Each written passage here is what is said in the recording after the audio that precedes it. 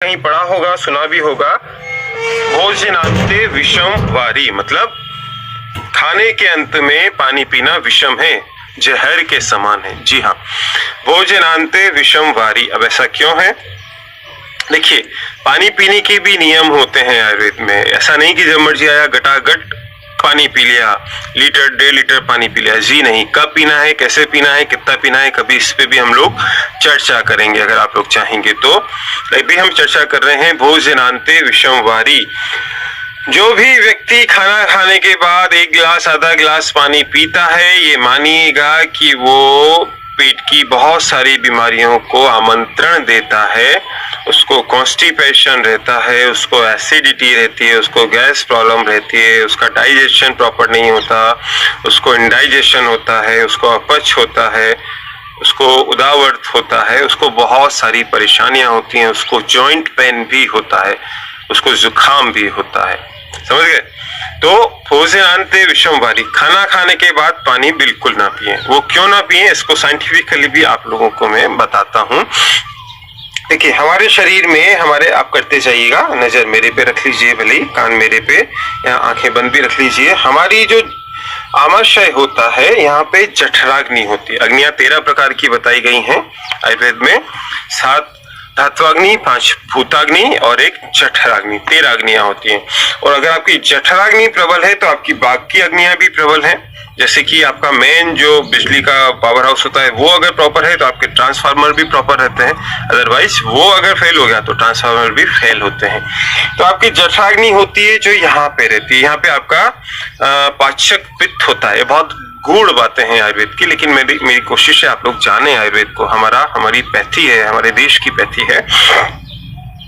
यहाँ पे पाचक पित्त होता है, यहाँ पे आपका जठराग्नि होती है। पाचक पित्त जठराग्नि को उद्दीप्त करता है, मतलब आप मानिए एसिड होता है, एसिड वाली एसिड नहीं, लेकिन आप एक सिंपल टर्मिनोलॉजी में बता रहा हूँ। वो जठराग्नि आपकी जितनी प्रदीप्त होगी, मतलब जितनी वो प्रज्वलित होगी, उतना ही आप खाना अच्छे से डाइजेस्ट। आपने देखा होगा ना, हम हवन करते हैं तो हवन की यज्ञाग्नि जितनी प्रखर होती है, जितनी प्रज्वलित होती है, उतना ही आप उसमें आहुति डालते जाइए, वो उसको सबको पचा लेती है। सेम आपके साथ है कि अगर आपकी जठराग्नि सम्यक होनी चाहिए, इसके बारे में और आगे बात करूंगा मैं। अगर आपकी जठराग्नि, अभी हम सिर्फ भोजनांते विषम वारी पे बात कर रहे हैं, क्योंकि आयुर्वेद का हर टॉपिक ऐसा है जिसपे हम घंटों तक चर्चा कर सकते हैं। इतनी गूढ़ता हर श्लोक में है, इवन श्लोक के 1/4 पार्ट में है। अभी क्या है, भोजनांते विषम वारी क्या है, 1/4 हिस्सा है उस श्लोक का, लेकिन इस पे हम 1 घंटा चर्चा कर सकते हैं। तभी मैं स्लोली, आराम से, क्योंकि हमको एक कहानी भी सुननी है अगर आप लोग चाहेंगे तो जठराग्नि क्या होती है, आपकी सम्यक है। आपने जो खाना उसमें डाला, जैसे ही खाना आपका अंदर जाता है वो उसको पचाना शुरू कर देती है। जस्ट लाइक आपने एक कुकर लिया, कुकर में चावल डाले, दाल डाली, पानी डाला और उसको गैस पे चढ़ा दिया या चूल्हे पे चढ़ा दिया, ठीक है, पकाने के लिए। पानी उतना ही डाला जितना की जरूरी है।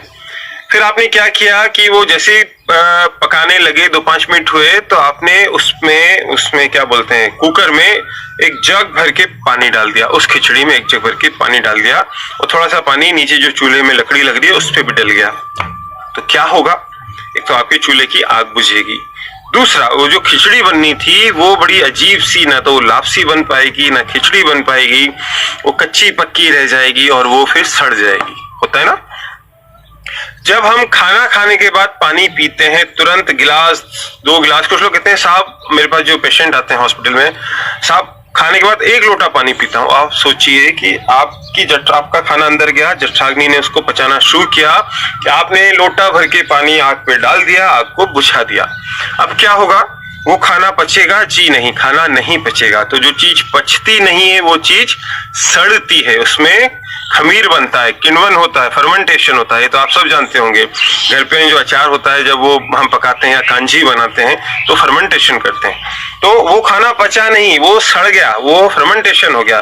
तो क्या हुआ, एक तो एसिड जो था वो बहुत निकला, एसिड का काम नहीं हो पाया, वो डाइल्यूट हुआ, दूसरा एसिड बहुत निकला, तीसरा आपकी खाना नहीं पचा तो उससे गैस बनी, आपको गैस की प्रॉब्लम हुई, आपको एसिड की प्रॉब्लम हुई, तीसरा वो प्रॉपर डाइजेस्ट नहीं हो पाया बेचारा, जो आपके आमाशय का काम था वो नहीं कर पाया, वो अध पका कच्चा खाना आपके आंतों में गया, तो जो काम आमाशय में हो जाना चाहिए था वो आगे जाके बड़ी मजबूरी में, तो ये मानिए आपको इंडाइजेशन होगा, आपको खट्टी डकारें, आपको गैस, एसिडिटी और आपको कॉन्स्टिपेशन। ऑब्वियसली जब खाना पचेगा नहीं तो बाहर कैसे निकलेगा? तो ये सारी चीजों की जड़ एक ही है कि भोजनांते विषम वारी। आप समझ गए? तो आज से एक नियम बना लें कि खाना खाने के कम से कम आधे से पौन घंटे तक, कम से कम आधा घंटा मान लीजिए, अगर आप लोगों की आदत है कि हम तुरंत पानी पीते हैं, तो आज पहले दिन आधे घंटे की कोशिश कर लीजिए, दूसरे दिन 35 मिनट की कर लीजिएगा, ऐसे आप 40 मिनट तक तो ले ही जाइएगा। मैं ये भी नहीं बोला पानी बिल्कुल नहीं पीना, आपने खाना खाया घूट 2 घूट पानी पीजिए ताकि हमारा जीभ साफ हो जाए। हमको गंदा मुंह भी नहीं रखना है, कुल्ला कर लेना है, लेकिन पानी नहीं पीना है, घूट 2 घूट पानी, बस, ज्यादा नहीं। अच्छा, कुछ लोग पूछते हैं सर तो खाने के बीच में ले सकते हैं? यार बात तो वही हो गई, आप पहले डालें कि बाद में डालें।